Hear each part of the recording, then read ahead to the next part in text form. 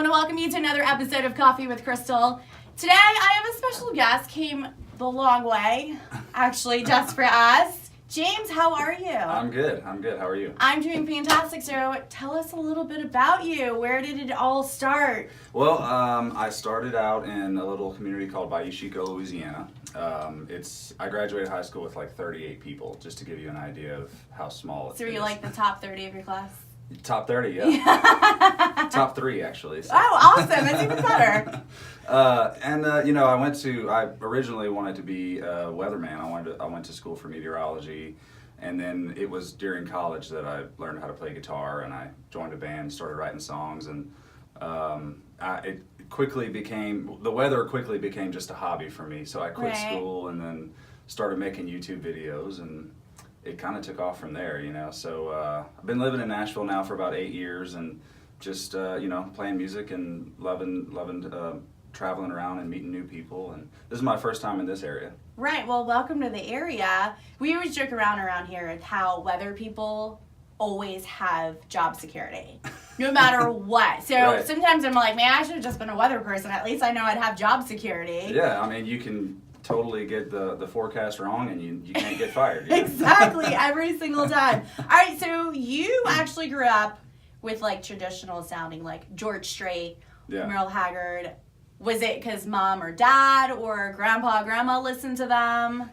Pretty much all of the above. Right. My dad especially.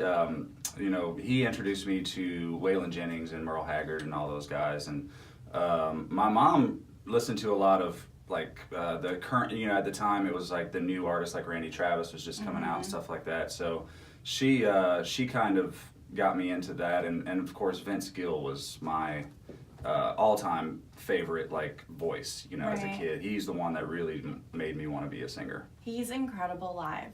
I know. Absolutely love him live. So tell us so I did a little homework on you. Okay. Found some YouTube videos. Ellen DeGeneres? Yeah. I mean, hello! You were so young and so tell us, how did that even happen? Well, it was a whirlwind, really. So, like I said, I was basically making YouTube videos in my kitchen, and this was just a hobby of mine. And I got an email one day from a producer on the Ellen Show, and hey, Ellen saw your videos and would like to have you on our show as a guest next week if possible. And I was like, this is a joke, obviously, it's spam or something. Right. And sure enough, it turned out to be legit. And before I knew it, I was on a plane headed to LA, and I was on Ellen. And it happened so fast, I didn't really have time to process it. Right. But it was after that moment, especially when the episode aired, I just really realized okay, I gotta really, I'm gonna move to Nashville, and I'm gonna really do this. It's not a hobby anymore. So. It was, I guess I have Ellen to thank for really putting a fire under my butt, Right, she made you want to go after it. Yeah, and she made it seem possible, you know what I mean? And when I didn't think it was. What is she like? Hilarious, just as what you see on TV is exactly what she's like, she's just really funny and charming and really sweet. Right, so what happened after Ellen? You moved to Nashville. Then what happened? Well, I had a record deal for a little while. Didn't really go anywhere. I was still very new, you know what I mean? Right. And so I wasn't ready as an artist. And so after a few years of that, I left the label, and then a buddy of mine, kind of gave me the idea of trying out for The Voice for the upcoming season. And I never really watched the reality shows much, American Idol and all that. So... but at the time, I didn't have another option, or I didn't have another direction to go. So I was like, why not? Right. So I went up to Chicago and I auditioned, and before I knew it, I was there. I was back in LA, doing the auditions for The Voice, and that was another incredible time. I was gonna say, what's it like being up there singing? What song did you sing? My blind audition was "Let Her Cry," Hootie and the Blowfish. I love Hootie and the Blowfish. Yeah. Darius Rucker, one of my favorites. I absolutely love him. So what was it like just standing up there, knowing their backs were toward you? Who was the first one to turn for you?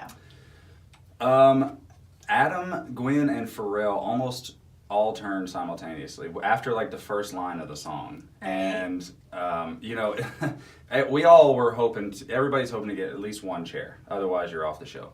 So when I saw all three, the first three turn around, like almost immediately, I almost forgot what I was singing, you know, almost like forgot the lyrics. And so I was trying to not look, I was trying to like focus on the ceiling or something. And it was just, it was one of those moments that you have so much adrenaline that you really like kind of black out for a little bit. I can't really remember exactly, but and then Blake, of course, waited till right before I finished singing the last note before he turned around. Were you hoping that he would at least, because it's country, so a lot of people definitely hoping that Blake turns, especially if it's country that they want to go to. Absolutely. Was it kind of like, Blake, just turn already? Right, yeah, and he was, you know, originally my first choice, my first coach choice if he would have turned around, you know.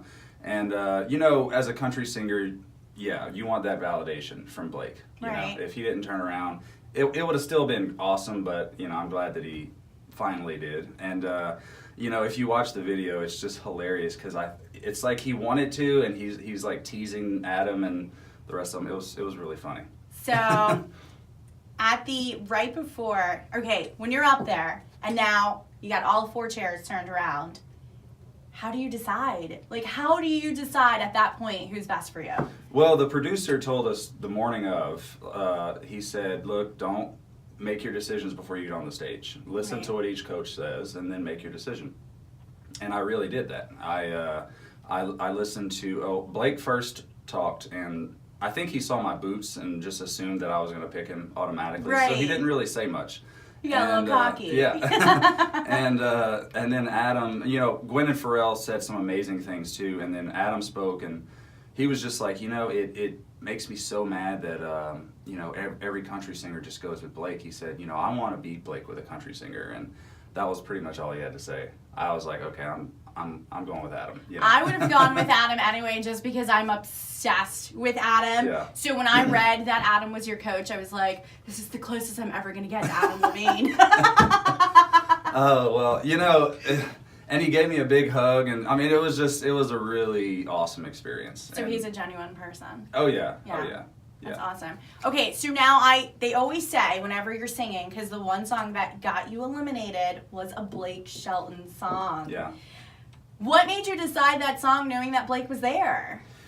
Well, you know, I guess you have to think strategically sometimes, you know, and I love that song, and I have played that song before at my shows and stuff, and so I felt comfortable with it. And I also thought, since I was on Adam's team and I'm singing a Blake Shelton song, you know, the rivalry that they have, I just figured it could either go really well or really badly, you know. Right. And I sang it as best as I could, and even Adam and Blake both said, you know, we couldn't do it better than that. That's what they said. But you know, they Adam ended up picking Shelby, who ended up eliminating me right there. But you know, if I would have messed up on the song, I would have walked out of there feeling really badly. But I walked out of there with my chin up, because I know that I hit every note and I did everything just as I rehearsed, and so that's all you can do. And so that we're all clear, the song that you did perform was Sure Be Cool If You Did. Yeah. And Blake just completely, he said it was the best performance that he had seen. Yeah. Which is awesome. Yeah. Yeah, coming from him, you know. Right, it's his song. So what can we look forward to with you? What are you looking forward to the next? Well, right now I'm promoting my new single "Hurt Good," and you know, it's been doing really well, and it's a lot of fun to play at the shows too. And I've got a bunch of dates through the summer, and we're working on adding more dates for the fall and winter, and hopefully be back in the studio before the end of the year. That's awesome. Okay, so you're going to be performing for us today, just a song. What song are you performing? I'll do the single. Okay, and tell us about it. "Hurt Good." It's on my album "Stoned to Death," which came out right after I got off The Voice, and it was actually the last song that we recorded for it. I didn't write it, but a couple friends of mine, Jesse Alexander and Travis Meadows, wrote it, and yeah, it's just completely different than every other song on the album. It's kind of dark and sexy, and you know, it's cool. I love it. Awesome. So do you songwrite too? I do. I wrote 7 of the 10 on the album. That's awesome. That's awesome. Well, we definitely wish you luck on your journey, and we can't wait to hear you perform. Thank you.